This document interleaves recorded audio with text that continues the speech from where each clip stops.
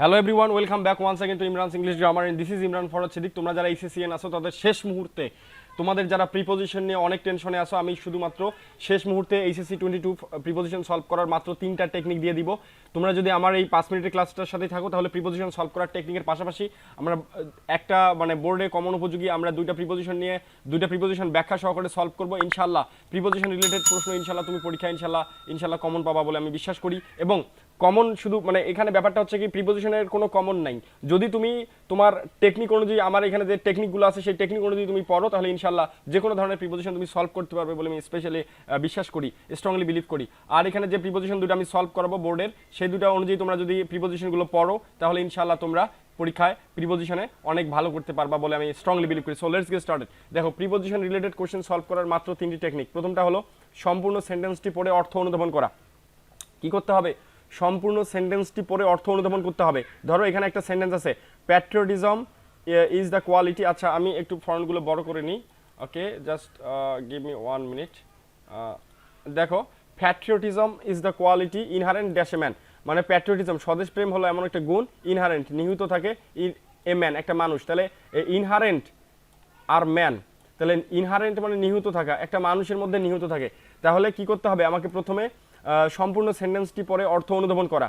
আচ্ছা, আগের ওয়ার্ডের সাথে পরের ওয়ার্ডের সম্পর্ক স্থাপন করা, অর্থাৎ গ্যাপের আগের ওয়ার্ডের সাথে, অর্থাৎ গ্যাপের এই যে গ্যাপের আগের ওয়ার্ডের সাথে গ্যাপের পরের ওয়ার্ডের সম্পর্ক স্থাপন করা। এখানে গ্যাপের আগের ওয়ার্ড কোনটা? ইনহারেন্ট। আর গ্যাপের পরের ওয়ার্ড কোনটা? ম্যান। এই ইনহারেন্ট এবং ম্যানের মধ্যে একটা সম্পর্ক স্থাপন করা এবং বুঝা যে এখানে কোন প্রিপোজিশনটা বসবে। তাহলে আমরা দেখি, patriotism is a quality inherent dash a man. Inherent মানে নিহিত থাকা, একটা মানুষের মধ্যে এই স্বদেশ প্রেমের এই গুণটা নিহিত থাকে। তাহলে ইনহারেন্ট ইন এ ম্যান, একটা মানুষের মধ্যে এই স্বদেশ প্রেমের গুণটা কি নিহিত থাকে। তাহলে patriotism is the quality inherent in a man, একটা মানুষের মধ্যে নিহিত থাকে। এরপরে দেখো, অ্যাপ্রোপ্রিয়েট প্রিপোজিশনগুলো রপ্ত করা। তোমরা জানো যে তোমাদের প্রিপোজিশন রিলেটেড প্রশ্ন সাধারণত দুইভাবে আসবে, একটা হচ্ছে অ্যাপ্রোপ্রিয়েট প্রিপোজিশন, একটা হচ্ছে প্র্যাকটিক্যাল ইউজ অফ প্রিপোজিশন। তাহলে অ্যাপ্রোপ্রিয়েট প্রিপোজিশনটা কি? নির্দিষ্ট শব্দের পরে নির্দিষ্ট প্রিপোজিশন যোগ হয় একটা নির্দিষ্ট অর্থ প্রদান করবে। যেমন ইনহারেন্টের পরে ইন যোগ হলো, এটার মানে হচ্ছে কোনো কিছুর মধ্যে নিহিত থাকা। তাহলে এই যে ইনহারেন্ট ইন এ ম্যান, একটা মানুষের মধ্যে নিহিত থাকে, কি নিহিত থাকে? প্যাট্রিয়টিজম মানে স্বদেশ প্রেম। ক্লিয়ার? তাহলে আমি আবার বলছি যে সম্পূর্ণ সেন্টেন্সটি পরে অর্থ অনুধাবন করা, গ্যাপের আগের ওয়ার্ডের সাথে গ্যাপের পরের ওয়ার্ডের সম্পর্ক স্থাপন করা এবং অ্যাপ্রোপ্রিয়েট প্রিপোজিশনগুলো রপ্ত করা। So let's get started. আমরা দেখে নেই। চলো এখানে দেখি, patriotism is a quality inherent in a man. স্বদেশ প্রেম হলো এমন একটা গুণ যেটা একটা মানুষের মধ্যে নিহিত থাকে। দিস ইজ হোয়াই, এই জন্য he feels a natural attachment, সে একটা স্বাভাবিক বোধ অনুভব করে, ড্যাশ হিজ নেটিভ ল্যান্ড, তার নিজস্ব মাতৃভূমির প্রতি। তাহলে দেখো, অ্যাটাচমেন্ট মানে সে একটা স্বভাবজাত প্রকৃতি অনুভব করে। তাহলে অ্যাটাচমেন্ট হিজ নেটিভ ল্যান্ড, তাহলে গ্যাপের আগের ওয়ার্ডটা কি? অ্যাটাচমেন্ট। আর গ্যাপের পরের ওয়ার্ডটা কি? হিজ নেটিভ ল্যান্ড, তার স্বদেশের প্রতি সে একটা কি করে? স্বাভাবিক টান অনুভব করে। তাহলে অ্যাটাচমেন্ট, এরপরে আমরা কি বসাবো? অ্যাটাচমেন্ট সাধারণত এটা একটা অ্যাপ্রোপ্রিয়েট প্রিপোজিশন, অ্যাটাচমেন্টের পরে টু হয়। তাহলে attachment to his native land, সে তার স্বদেশের প্রতি একটা কি করে? একটা টান অনুভব করে। Love dash motherland is necessary for the betterment of a nation. তোমাকে অবশ্যই সম্পূর্ণ সেন্টেন্সটি রিডিং করতে হবে। তোমাকে অবশ্যই কি করতে হবে? সম্পূর্ণ সেন্টেন্সটি রিডিং করতে হবে। আর যে সেন্টেন্সটা দেখতেছো যে ওই গ্যাপটা পাচ্ছ না, তাহলে সেটা স্কিপ করে তার পরবর্তীতে যাবা।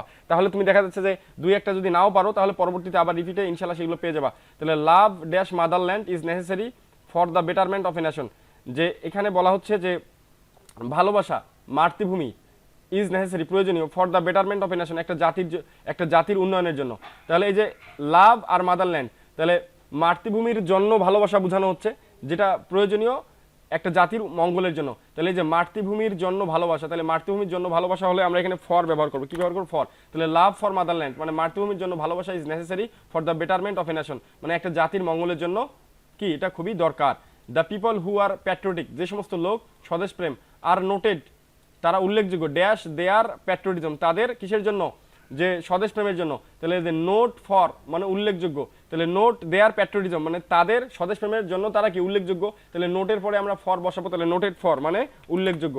আচ্ছা, এরপরে দেখো, দে আর ডিফারেন্ট, তারা ভিন্ন ড্যাশ আদার পিপল, তারা অন্যান্য লোকদের থেকে ভিন্ন। তাহলে ডিফারেন্ট মানে ভিন্ন, আদার পিপল মানে অন্যান্য লোক। তাহলে অন্যান্য লোকের থেকে বা হতে আমরা ফ্রম ব্যবহার করব। তাহলে they are different from other people, তারা অন্যান্য লোকের থেকে ভিন্ন। তারপরে দেখো, their contribution does not sink dash oblivion, তাদের যে অবদানটা ডাজ নট সিঙ্ক, যে সিঙ্ক এই ড্যাশ অবলিভিয়ন, এটা হচ্ছে একটা ফ্রেজ। আমরা সাধারণত এই ফ্রেজের পরে ইনটু ব্যবহার করব। সিঙ্ক ইনটু অবলিভিয়ন মানে বৃথা যায় না। তাদের যে ভালোবাসাটা, এই সিঙ্ক ইনটু অবলিভিয়ন মানে সেটা বৃথা যায় না। ক্লিয়ার? তাদের যে ভালোবাসাটা সেটা বৃথা যায় না। তাহলে they R word the dash praise, তাহলে ওয়ার্দি, প্রেজ মানে প্রশংসা, তাহলে ওয়ার্দি অফ মানে প্রেজ প্রশংসার যোগ্য, তাহলে ওয়ার্দির পরে সাধারণত অ্যাপ্রোপ্রিয়েট প্রিপোজিশন অফ বসে, তাহলে they R worthy of praise, তারা প্রশংসার যোগ্য। দে লে ডাউন দেয়ার লাইফস, তারা তাদের কি করে জীবন উৎসর্গ করে for the good of the country, দেশের মঙ্গলের জন্য। ক্লিয়ার? আচ্ছা দেখো, দে আর নট আনঅ্যাওয়ার, তারা কি নয়, অসচেতন নয়, dash their status in society, সমাজে তাদের স্ট্যাটাসের ব্যাপারে বা তাদের সম্মানের ব্যাপারে তারা অসতর্ক নয়। তাহলে আনঅ্যাওয়ার, গ্যাপের আগের ওয়ার্ডটা হচ্ছে আনঅ্যাওয়ার আর গ্যাপের পরের ওয়ার্ড হচ্ছে দেয়ার স্ট্যাটাস, তারা তাদের স্ট্যাটাসের ব্যাপারে অসতর্ক নয়। তাহলে অ্যাওয়ার অফ অথবা আনঅ্যাওয়ার অফ, এটা একটা অ্যাপ্রোপ্রিয়েট প্রিপোজিশন। ক্লিয়ার? তারপরে দেখো, দে আর সেলিব্রেটেড, তারা উল্লেখযোগ্য বা খ্যাতিমান, ড্যাশ দেয়ার প্যাট্রিয়টিজম, দেয়ার প্যাট্রিয়টিজম তাদের স্বদেশ প্রেমের জন্য, সেলিব্রেটেড উল্লেখযোগ্য, তাহলে জন্য অর্থে সেলিব্রেটেড ফর, তাহলে they are celebrated for their patriotism, তারা তাদের স্বদেশ প্রেমের জন্য উল্লেখযোগ্য। They should not be looked down, তাদের উচিত নয়, তাদেরকে উচিত নয় কি করা, looked down up, looked down, এই যে লুকড ডাউন হলো একটা ফ্রেশাল প্রিপোজিশন, এরপরে আপন প্রিপোজিশন বসে, আপ অন, তাহলে they should not be looked down upon in anyway, তাদেরকে কোনোভাবেই কি করা উচিত নয়, যে তোমার হচ্ছে ছোট করে দেখা বা হীন করে দেখা উচিত নয়। তাহলে এখানে দেখো সম্পূর্ণ সেন্টেন্সটি পড়ে অর্থ অনুধাবন করার চেষ্টা করতে হবে, গ্যাপের আগের ওয়ার্ডের সাথে গ্যাপের পরের ওয়ার্ডের সম্পর্ক স্থাপন করতে হবে, অ্যাপ্রোপ্রিয়েট প্রিপোজিশনগুলো ভালো করে রপ্ত করতে হবে। তাহলে তোমরা যদি এটা ভালো মতো করো তাহলে ইনশাল্লাহ তোমরা ভালো করতে পারবা। আচ্ছা আমরা আরেকটা প্র্যাকটিস করে দিই 1 মিনিটের মধ্যে। Preposition connects all types dash words together, তাহলে preposition connects all types dash words together and supports them make a better sense dash the readers, তাহলে প্রিপোজিশন কি করে, কানেক্ট করে, সংযুক্ত করে, অল টাইপস ড্যাশ ওয়ার্ডস, তাহলে টাইপ অফ মানে সকল প্রকারের শব্দকে তারা কি করে, কানেক্ট করে, একত্রে করে, যুক্ত করে, and support them make a better sense, এবং একটা পরিপূর্ণ অর্থ প্রকাশ করতে সাহায্য করে, কার নিকট, টু দ্য রিডার, রিডারদের নিকট, তাহলে টু দ্য রিডার, রিডারদের নিকট, তাহলে টু দ্য রিডার্স, রিডার্সদের নিকট। ক্লিয়ার?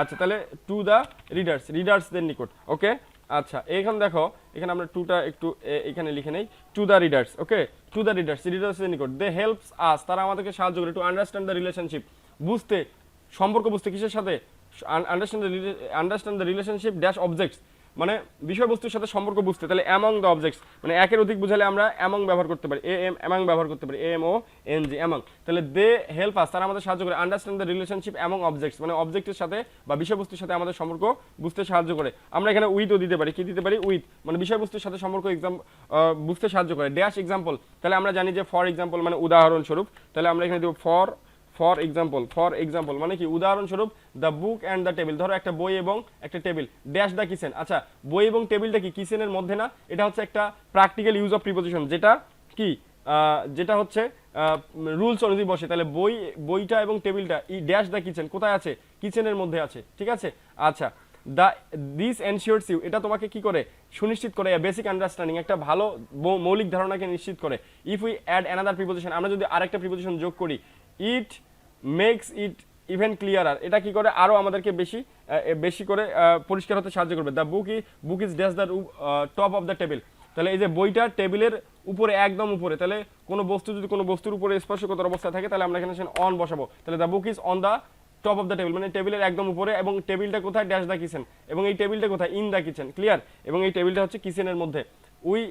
তারপরে দেখো we have a clear picture, আমাদের অলরেডি আমরা একটা পরিষ্কার ধারণা পেয়েছি, ড্যাশ আওয়ার মাইন্ড, আমাদের মনের মধ্যে, তাহলে ইন আওয়ার মাইন্ড, এগুলো হচ্ছে সবগুলো প্র্যাকটিক্যাল প্রিপোজিশন, মানে রুলস অনুযায়ী বসে, ইন আওয়ার মাইন্ড, আমরা আমাদের মনের মধ্যে একটা পরিষ্কার ধারণা পেয়েছি, dash the relation of those two object, মানে দুইটা বিষয়বস্তুর মধ্যে, তাহলে দুইজনের মধ্যে বুঝালে বিটুইন ব্যবহার করতে পারি, মানে বিটউইন, WWN, দুইজনের মধ্যে বুঝাতে আমরা বিটুইন ব্যবহার করতে পারি, between the relation of those two objects and the relationship dash is other, তাহলে and the relationship with each other, এবং আমরা কি করি যে একটার সাথে আরেকটা সম্পর্ক নির্ধারণ করতে পারি। তাহলে এখানে কি বললাম যে we have a clear picture in our mind between the relationship of those two objects and the relationship dash each other with each other. Okay, so আমার এই টেকনিক অনুযায়ী তোমরা যদি সলভ করো ইনশাল্লাহ তোমরা অনেক ভালো করতে পারবা। বেস্ট উইশেস এবং পরবর্তী ক্লাসের জন্য ওয়েট করো। Thank you so much from Imran English grammar. Please চ্যানেলটি অবশ্যই